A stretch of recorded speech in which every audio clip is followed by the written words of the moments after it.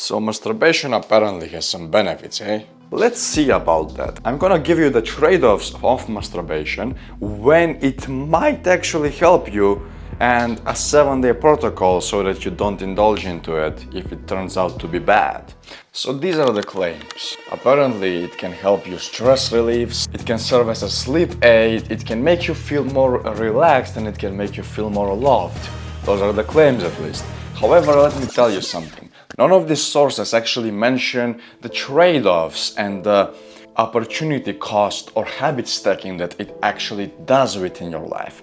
If your stress relief pretty much becomes a night ritual with screen time and other bad activities, you're basically hijacking yourself on dopamine right before you're about to go to sleep. Many people believe that it's just short 5 minutes of doing the habit. You start and you finish and that's it. However, I must tell you something. It's not that simple. If it were that simple, I would not be recording this. Instead, I would be jerking off myself.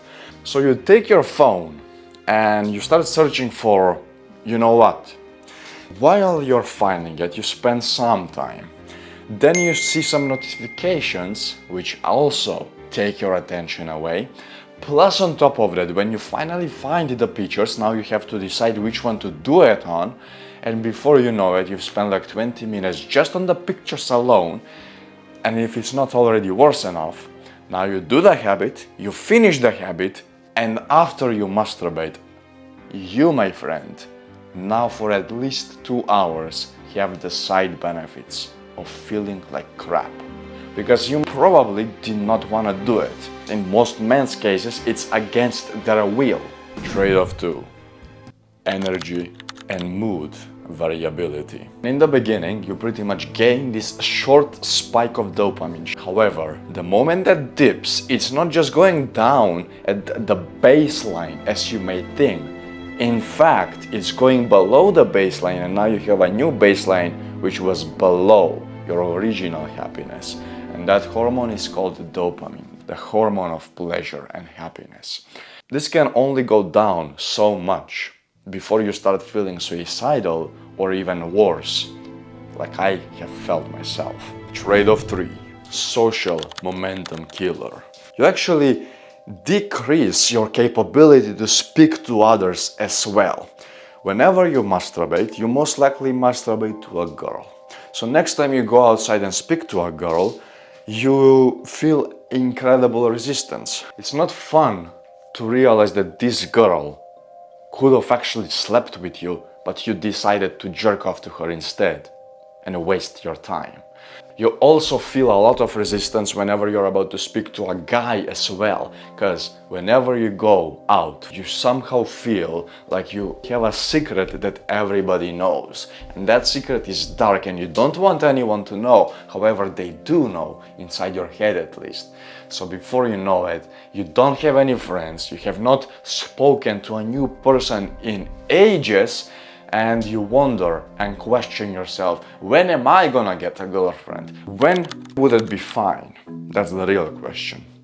Well, assuming you've already done your entire work for the day, you've ate well, you've exercised, you've done your work that actually brings you money, you will not sacrifice your sleep, you will not sacrifice your social interactions and all other basic human necessities. According you have all this complete and you still find time and you actually want to genuinely jerk off, my friend, go and do it. In that point, I have nothing against you. You can do it as much as you want. And even if I myself got there to that position, I personally believe that it would still be way better for me to just go and work some more, to go and read a book, maybe to go do a couple of more sprints or climb a mountain, than to jerk off. Because the trade-offs are just too much, for me at least. The 7-day replacement protocol. You've come so far, and now you realize that maybe you don't actually want to masturbate. So how can you stop exactly? Let's begin. The first rule is, don't resist. It is a basic physics lesson that you've learned in school. Energy cannot be destroyed, it can only go from one form to another. Lust is no different. It's the same as anger. Whenever you're angry, you have two choices. You can either go and punch a hole in the wall, thus breaking the wall, maybe even breaking your fingers and knuckles while you're at it. Or you can go to the gym and exercise extra hard today so you actually have a real benefit from that anger. One of the scenarios is destructive while the other is productive. Lust is the same. So you can choose to jerk off or you can do this 2-minute drill. It just consists of 20 push-ups, 20 air squats and 60 seconds of just cold water splash over your face. That's gonna get you far farther in life than masturbation ever can. Rule 2. Lock the triggers. Usually it's this damn phone that actually trips you up. You don't know why, you don't know how, even though you do, but this is the gateway to masturbation. So what can you really do?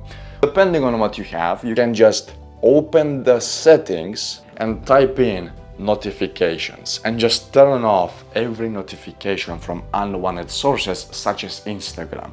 Bro, unless you have a business, you do not own the right to have an Instagram account. So get that into your head, come on. You don't need to message with your so-called friends onto Instagram while you can do the same through WhatsApp or something. Next thing that you can do is also turn on grayscale, and lastly, my friend, turn this damn thing off at night. You don't need to ruin yourself every single time you go to sleep. Just turn it off. And if you have any other ways that you actually indulge into masturbation, maybe you find a magazine or something, just find a way to make it harder, thus making it less desirable. Rule 3. Move the energy. You will have a lot of energy when you stop masturbating. One of the most common mistakes of people that actually quit masturbation is they sit at home all day and they don't do anything with their newfound energy. Listen, when you stop masturbating, your testosterone stays within you. And if you don't use it, you're basically sabotaging yourself. You're like a steam train with a lot of steam built up inside it. The pressure is just too much eventually and you will explode. Thus, you may end up relapsing, and I'm pretty sure you don't want that. So instead of just sitting home, go out on a long distance run. Go out, run a 5 kilometer. If you can't do it, make it a goal. Exercise, do some sprints, do something with that energy, and just don't sit at home waiting for your life to magically get better. Also, one thing that you must do is go out and start exposing yourself socially. You can't just sit at home all day expecting girls and guys to naturally become your friends and your girlfriends. That's just not the way it works. I know it will be hard in the beginning because I was in your position. Go out and genuinely show them that you're interested in whoever they are. You don't have to start by literally trying to kiss a girl within 5 seconds. Instead, just go speak to the cashier. Go speak to somebody that works really hard. Tell them a good job. Whenever you see a neighbor of yours or anyone on the street, just do what I do. Say good day. Just do something that will bring you back into society that you've once lost. Rule 5. Night firewall. And finally, most guys trip up whenever it's night, because at night you basically have all this so-called free time, because suddenly sleep doesn't seem so important to you, and instead of sleeping you may end up checking your phone. So 90 minutes before you're about to go sleep, instead of keeping your phone near you, just turn it off, put it somewhere where you won't see it, and have a 90-minute block where you have no blue light, where you have no distractions whatsoever. Maybe you can read a book, maybe you can meditate, maybe you can even go outside on a night walk. Do you even know how great that is? Do you realize how nice it feels to go outside at night and just look at the sky? My guess is that you don't. So maybe you can go outside your balcony, it depends on where you live of course, and do something before you're about to sleep that will genuinely relax you. Now, if you've come all the way till the end, first of all, good job for the attention span, and second of all, you can comment day one in the comments. I'm gonna put this proven framework into a PDF and pin it inside the comments.